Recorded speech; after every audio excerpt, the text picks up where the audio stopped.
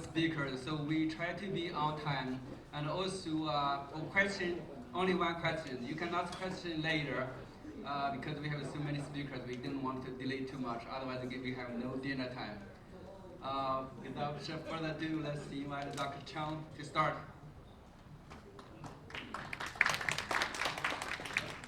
Thank you. Well, I think don't just mention with me on time. I think my time's finished at 4 o'clock, so I'm done now. Anyway, my name is David Chang. I'm from Virginia. Appreciate the invitation for me to speak here. I'm talking today is mainly colorectal cancer, because I think colon cancer is a classic modern oncology, and from the talk later you will see why. I think it's because, let me see, I'm going to do this one. Okay, so I think because most people are not oncologists, so I'm hoping to give some information to give some general statistics of cancer. So give you an idea where we are. And then I will talk about colon cancer. And I want to focus on stage 4 disease because it's too big topic. A half an hour will be not enough for that. So you can see I'm going to talk about chemotherapy, targeted therapy, individualized, or modern name is precision medicine, then immunotherapy. And I think all the 4 fields represent advancing oncology. Then we may have time for one question, hopefully. So, some statistics. Let me start with ask you a question. In your lifetime, every one of you, what's your chance to get cancer? 100%? 30%. 30%, that's very good. That's right. So 1 in 3 chance you will get cancer in your lifetime. I counted earlier, I think we have about 60 people here. So meaning among us, statistically, 20 of us will have cancer. So it's not a very uncommon issue. It's very common. So a matter of fact, some of us. So now pay attention to the cancer talk. Just scare you. So this one shows for male. So 1 in 3 may have cancer. Most common you can see is prostate cancer, followed by lung and colon cancer. This is incidence, meaning how many people get cancer.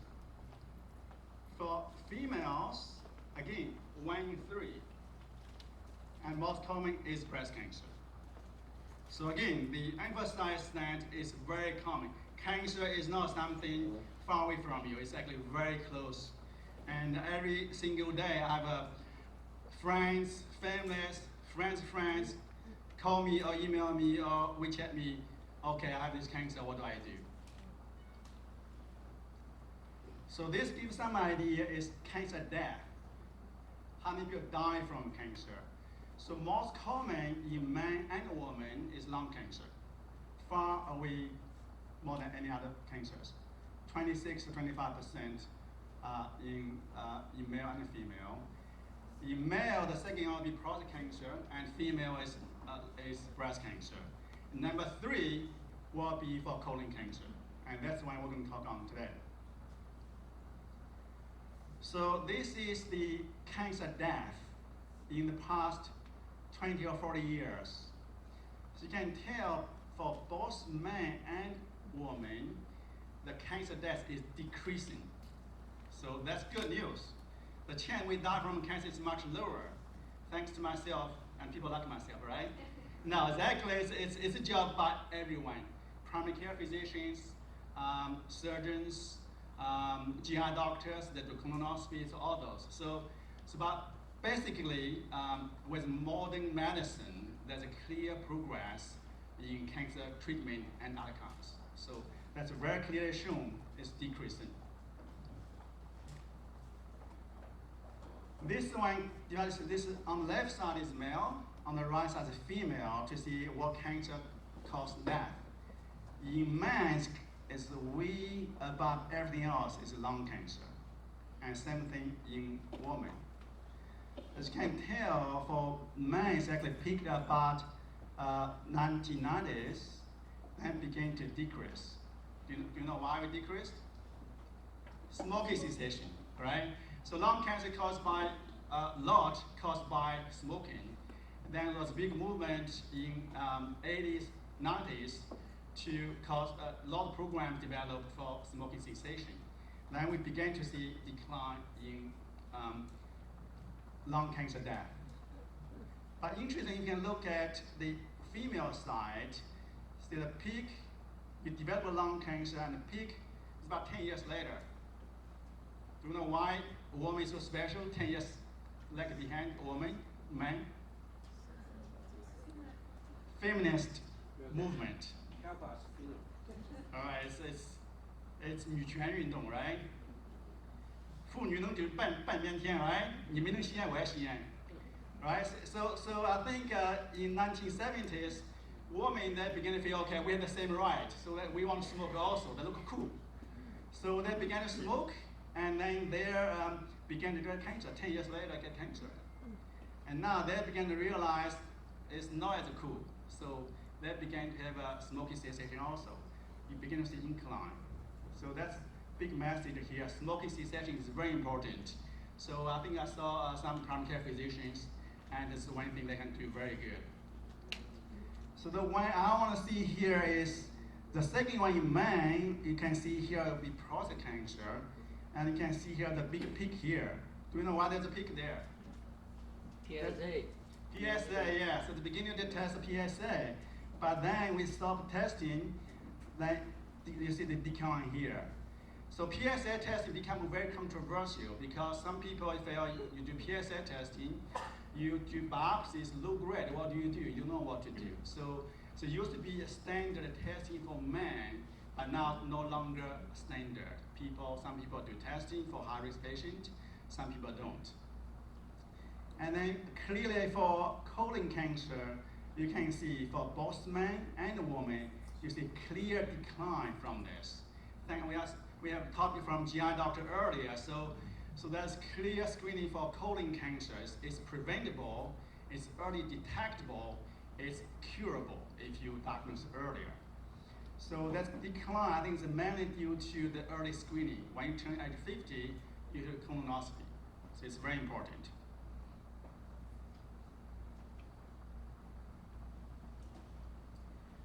So this one, I think a lot of people here are Asians. I want to make you feel good about ourselves.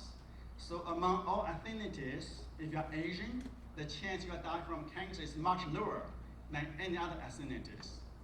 So is that genetics, or habit, or your food? We don't know. It may be a combination of those. But the bottom line is the chance you get cancer is low. I did not show that slide, but you can die from cancer is low.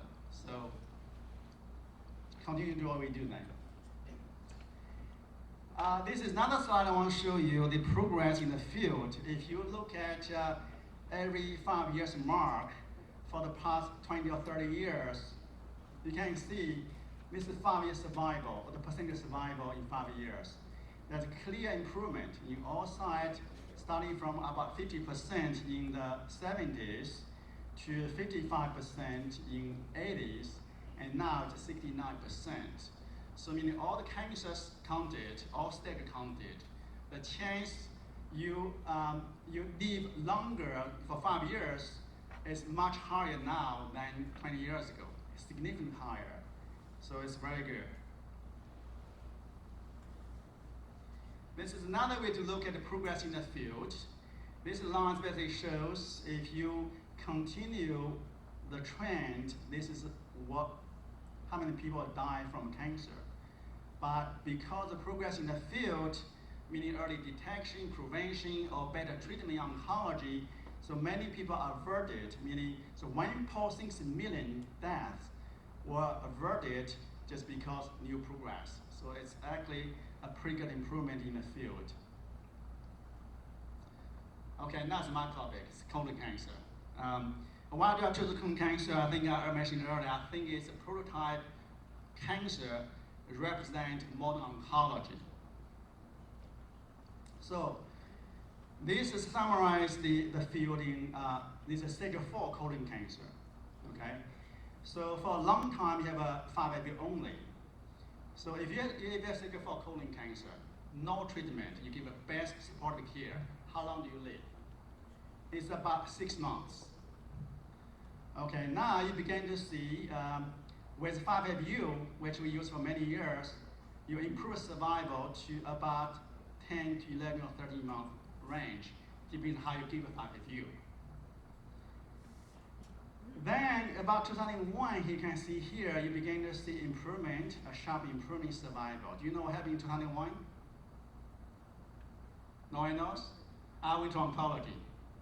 I finished my fellowship, I finished my residency, went to oncology, see improvement, right? So no, I was not that good, so thank you.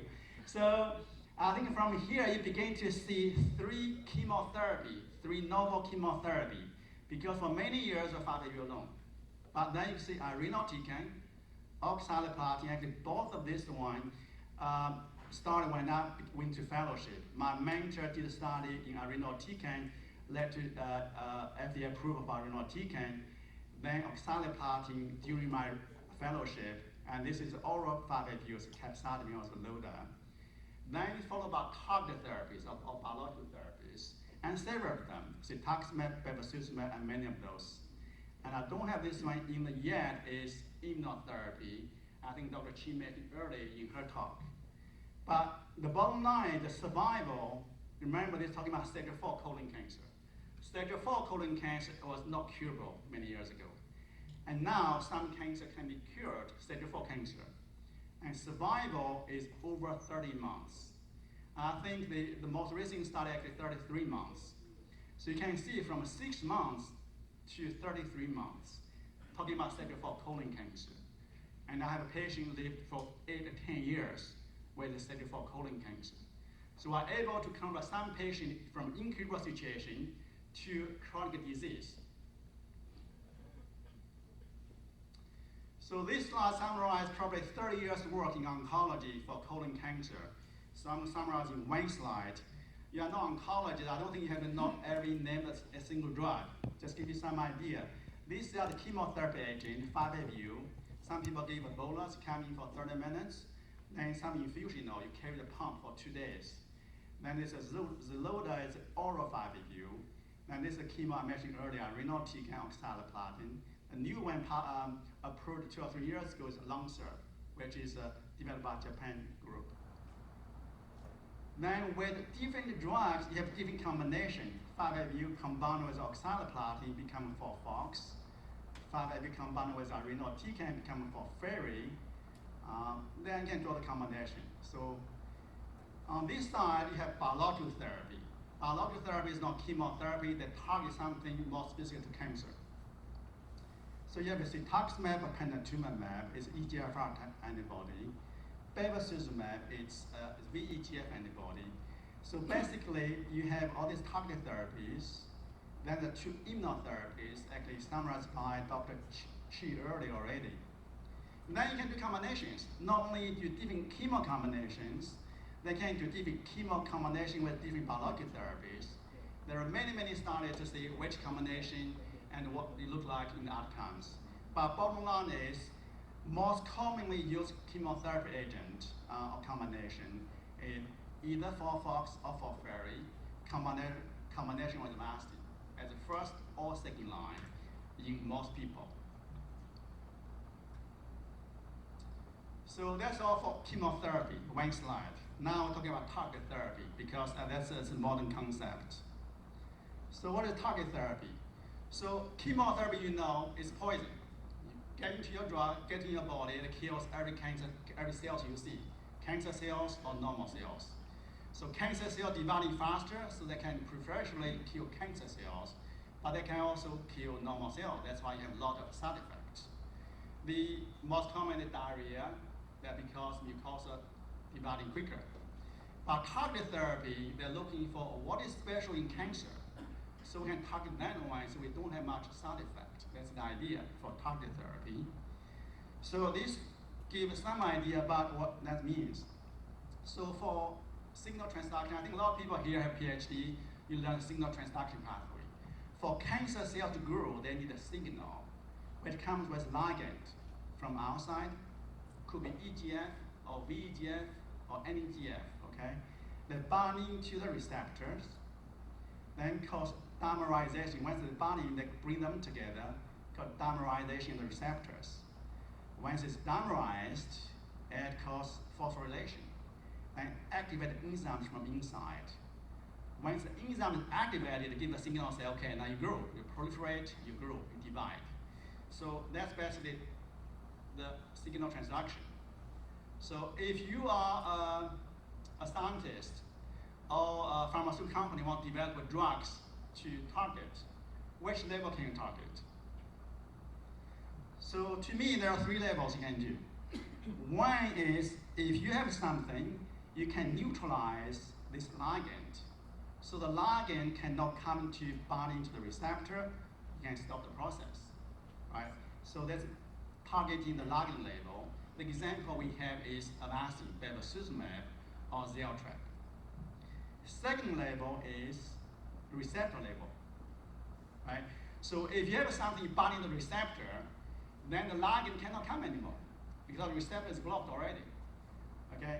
In that case, you can stop the signal process. The example here will be Erbitux, cetuximab. Another one is panitumumab, which is Vicvix.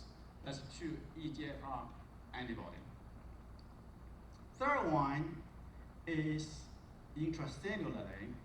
So if you have an intracellular target here, the enzyme is give the activation.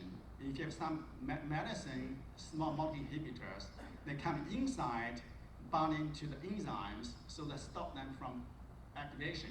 Even though there's something outside, it won't go inside.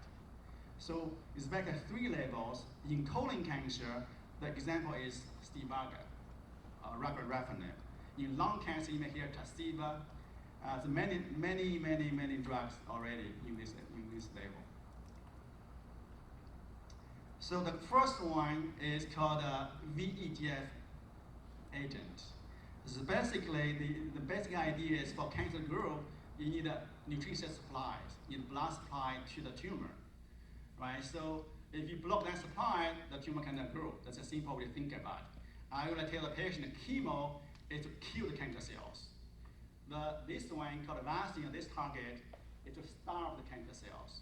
So if you starve them and kill them together, they work better. And that's how we do in clinics. So when this medicine, bevacizumab, became available, they did a study.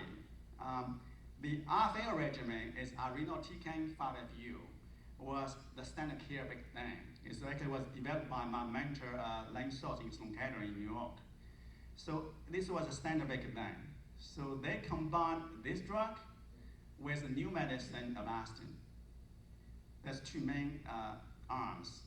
And they use this one, they say in case combination too toxic, they use a simple one, 5-FU plus Avastin as a control arm.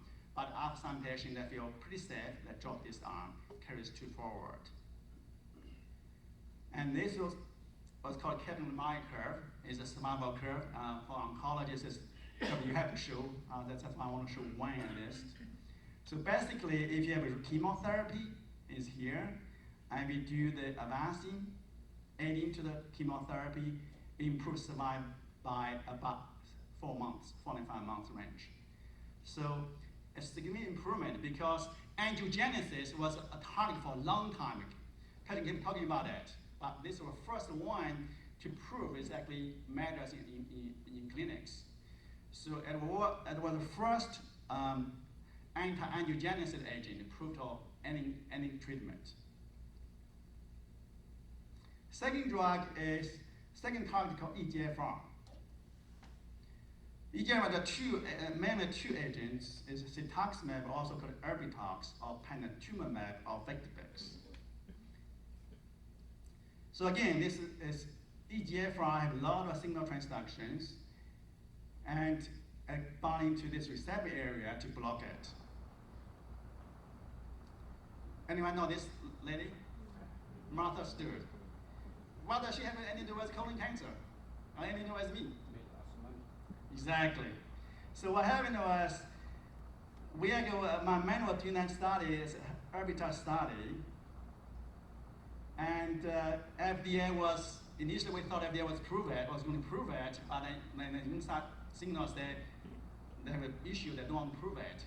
So she got inside signal, and so she put her stocks out, and so she did not lose money, but she went to jail.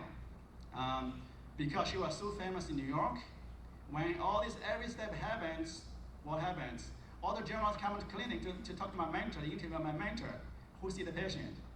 I go see all the patient, I do all the work. My mentor do the talking to the journalist. So I don't like her at all. So what the study was about is actually very similar to this one. It's called Bond study. Bond, James Bond, last in queue. That's why they came to what's the name, Bond trial. It's basically people who got chemotherapy failed, they give a cetuximab or cetuximab plus irinotecan. What that entails basically, if you do cetuximab alone, response rate 10.8%. Combined with chemotherapy is 23%. And these are people who failed chemotherapy. So meaning this drug is actually not only itself is active, but also can reverse resistance to chemotherapy. So the combination is better. But you see the problem, right? It's because a single agent is only 10. You treat 100 people, only 10 people benefited. So the question is, many people got treatment with the cost, with the side effect, but not benefit, right? That's a problem, because 90% people did not get the benefit. So the question is, can we do anything? Is there anything can give us an indication which patient may or may not benefit, right? So that's a biomarker field. Next topic is individualized. You may also heard the names personalized or precision medicine in the past few years. It's talking about the same thing. It's basically you got to precise target certain molecule for some patients. So as I mentioned earlier, there are 3 labels you can target. Okay, one is enzymes, but some colon cancer has RAS here, can be KRAS or NRAS. Some people tumor have a mutation. If the mutation that activated all the time, they give a signal all the time, regardless the signal from outside. They do not need signal from outside. They just activate it because they have mutation. You can imagine if you have KRAS mutation, the enzyme, the antibody, erbitux or panitumumab, targeting this area is going to work or not? No, it should not work because it's already activated, right? So that's a pretty simple concept. It took many years to figure this out. So I usually teach my medical students, this is a very busy slide to summarize many studies about if you have a KRAS mutation, what do you see? And if you don't have KRAS mutation. I always teach them I'm going to have a big test for this one because I wrote an article to summarize the whole thing. So the bottom line is, if you have a KRAS mutation, not many people benefited, right? Pretty much 0%. If you KRAS wild type, meaning there's no mutation, there's about 20 to 40% people will respond, right? So what does this mean? If you have a patient, you won't give EGFR agent, you have to test the RAS. Initially it was KRAS, now also there's NRAS.